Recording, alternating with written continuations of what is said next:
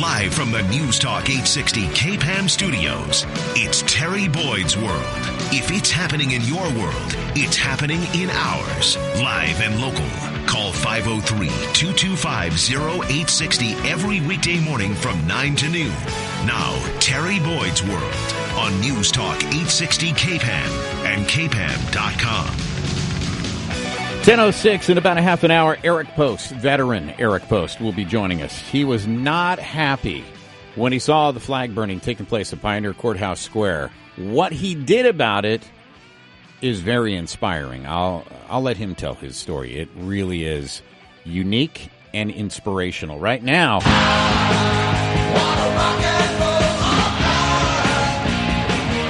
I'm going to say a rock god, okay? And I know I only say that because it makes you uncomfortable, doesn't it, Tommy, when I say that?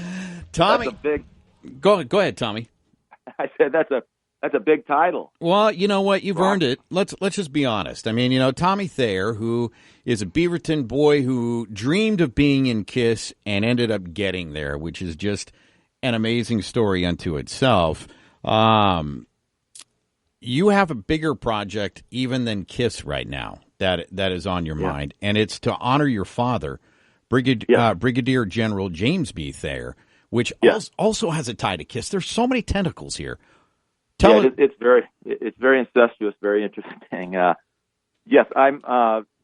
As people know, some people know that the new Oregon Military Museum, presently under construction in Clackamas, is being named after my father, Brigadier General James Thayer, and it's something I'm obviously personally and very proud of. I love my dad and very proud of him. And basically, Dad's a 94-year-old World War II era war hero. Actually, he led his troops through Europe as a second lieutenant, through France and Germany and Austria, and actually discovered and liberated a Nazi death camp. It was a satellite camp of Mauthausen. It was in Austria, and they saved the lives of about 15,000 Hungarian Jewish refugees. So, he was awarded the Silver Star, Bronze Star, and it takes us full circle now to we're building a museum in Clackamas at Camp Withicum, and this is something that I'm very proud of, and we got a great team of people put together working on raising the rest of the funds to put it together. How much money total do you think it's going to take, Tommy? Well, our entire budget's about $20 million, and presently through private and public fundraising, we've raised almost half of that, and so we still have a ways to go, but we're going to get it done. How can people listening right now contribute and help you guys make your goal?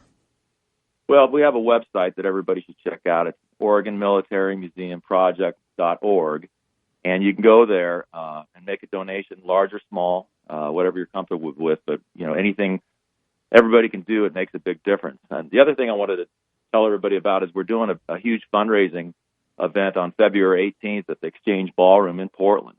It's called the All-Star Salute to the Oregon Military, and it's just going to be a very exclusive party for about 160 people. And I've got a Rock and Roll Hall of Fame band coming in. A lot of good friends of mine are coming in to support this and be part of it and play some music that night. Alice Cooper is going to come up and do a short set with myself and Robbie Krieger, legendary guitar player from The Doors, Danny Serafin, who's the co-founder and original drummer of Chicago, and many other guys too. Gene and Paul and Eric from KISS are coming to attend the event as well. So it's going to be a real star-studded thing, and it'll be a great party. We'll have a big auction and a really beautiful dinner with great food, and it's going to be the event of the year, I think, in Portland.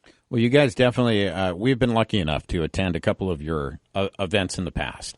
And you guys do put on one heck of a show. It is one heck of a fundraiser. To hang out with such a collective group of rock icons, yourself included here, you're not going to be able to see this. And if I'm being honest here with you, Tommy, outside of you, because we're friends, and I love KISS, I've been a lifelong fan of KISS, one of my all-time faves is going to be part of that, and that's Alice Cooper. And I'm going to tell you why. Yeah. I went and saw the last tour for the Crew, And having grown up in Southern California, at that same time you were in Black and Blue, you know what was going on in L.A. Oh, yeah. I was a huge fan of that band. I just thought Alice blew them off the stage. I mean, it wasn't even close. And, I mean, here's a guy pushing 70 years old, man, and he was bringing it. He was giving it, and saw him at the Keller where he just rocked there as well. The guy is just phenomenal.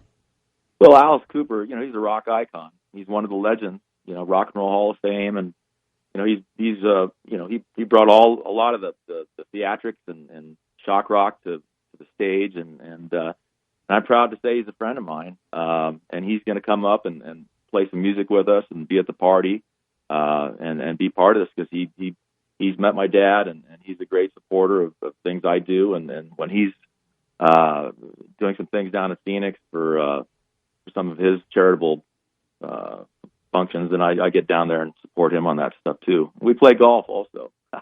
Well, which is an awfully fun thing to do. We again lucky enough to even have played golf with you in the past. Hey, Tommy, let me ask you if you would share the story, because you kind of glossed over it about your dad liberating the Nazi concentration camps. There is a KISS connection in there.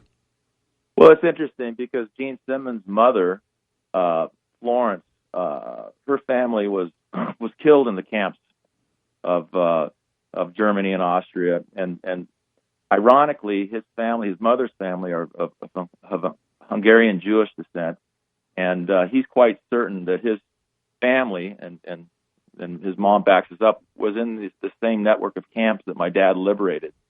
Whether it was the exact camp or not, we're not sure because Gene's mom's older and she really doesn't talk about it too much. But the interesting thing is that it very well could have been that Gene's mother's family was part of this network of camps that my dad liberated. And so we've talked about this, and not only is Gene a supporter of the military and veterans, and also a great supporter of my dad. He's known my dad a long time as well, and he's very much into this, and he just it kind of blows him away that there's a connection like that too, and it's just very ironic and very interesting. It's that whole connection is crazy, and when I said you'd always dreamed of being in KISS, that's a story you shared with us, back to when you were a boy and learning how to play guitar. Even though you had your own success in Black and Blue and Sure. touring with other people, you told everybody, at least that's my recollection of the story, that someday you were going to play in KISS. Yeah, isn't that funny? I mean, it's strange with a little perseverance and tenacious, go for it attitude and determination in life. It's funny what things can happen sometimes. How did that initial conversation go? I mean, was it because you were tour manager for KISS, and then how did that whole thing? Did you ask Gene? Did Gene ask you? Because you were working with him on demo songs for an upcoming album, and he really saw this guy's he really has it. Well, yeah, it's funny because back in the days of Black and Blue, which is the great band from Portland, Oregon, that we started with here back in the early '80s, and we moved down to Southern California and got going. But we toured with KISS in the mid '80s as an opening act, and Gene took a liking to the band, and he ended up producing a couple records. And then my kind of relationship with Gene just evolved from there, and I ended up working for those guys behind the scenes, like you were saying, after Black and Blue had run its course. And I just got more and more involved in the KISS organization over a period of years. And so basically, long story short, in 2002, when the original guitar player was on the way out, it was just a natural for me to step in. And they just said, "Tommy, we want you to do this." And that was it. So but it was kind of a very ironic twist to life, how these things can happen. And I've been in KISS now, proud member of KISS and lead guitarist for 15 years. It's interesting, and I'm just going to guess this. When they asked you to join the band at that point, you'd already been playing all that music for 25 years at least, right? Because you're probably sitting in your room as a kid learning those songs. And you're like, yeah, I got them down. I've been playing them for a long time. I'd come home from junior high school, and I'd air guitar to KISS in my parents' living room every afternoon. That was before I even played guitar. Which is awesome. Stranger things have happened. So my other favorite story about you, Tommy, that and it happened here on the show, and I don't even know if you remember this, and it's it's a testament to who you are as a person, because you do give back. You give back in a lot of ways, not only with the Oregon Military Museum that will honor your father, but you give back, and you have for a very, very long time. There was a girl who called in here. You were back in town, and you were over at Guitar Center, I think, and you were checking out guitars, and this girl called in because I had mentioned that you were going to be on the show. She goes, You have to tell Tommy thank you for me. I guess she was in there looking at guitars, and she recognized you, walked over and had a conversation with you, and you showed her a couple of things on how to play things on a guitar. And I'm telling you, Tommy, those kind of things change people's lives. Yeah, it's interesting. It's funny. I like to be approachable and be real cool. We have a lot of fans, and I like to give people back the attention and talk to people and interact like that.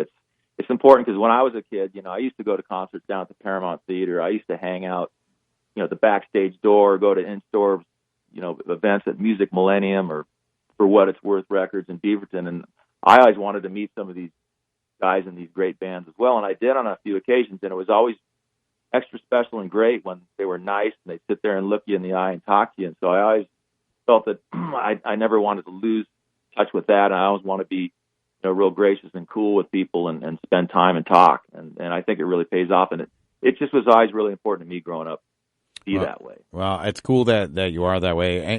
In your world, who is the one person that you've gotten to meet?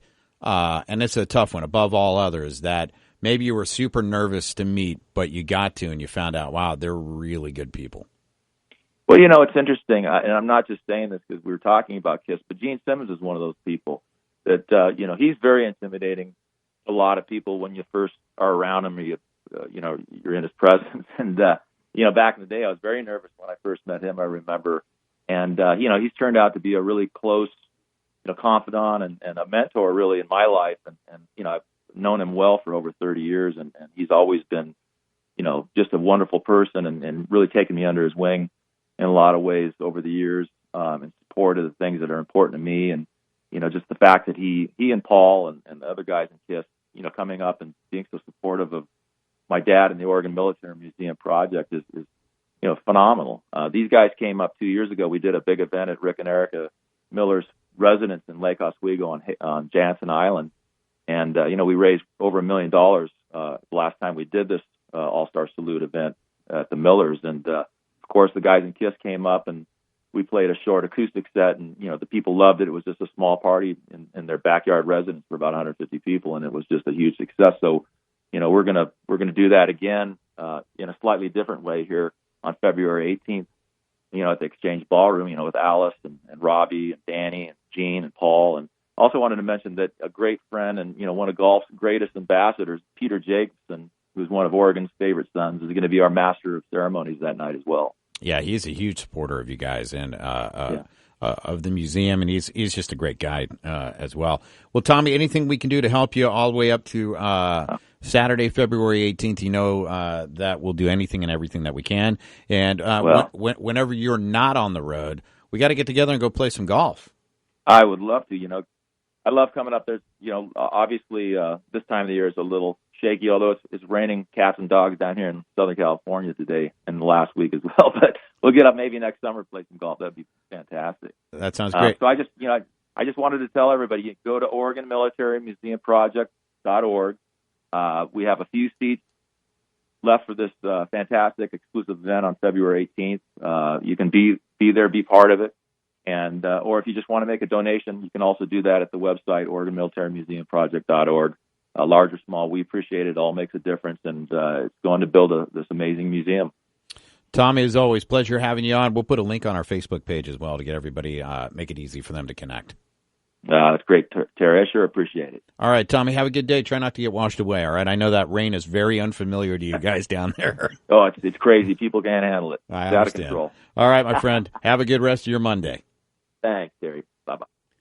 Tommy Thayer, you're such a good dude. I mean, he really, genuinely, for the status that he has gained in his life, he is just a down-to-earth, really nice guy. I'll get Oso to put the link up on our Facebook page. That'll be an easy way for you to follow it. There are a couple other things that we have not gotten to already today, not the least of which is a project that South Korea is working on. 620 is in that project. I'll put it all together for you next here on News Talk 860 KPAM.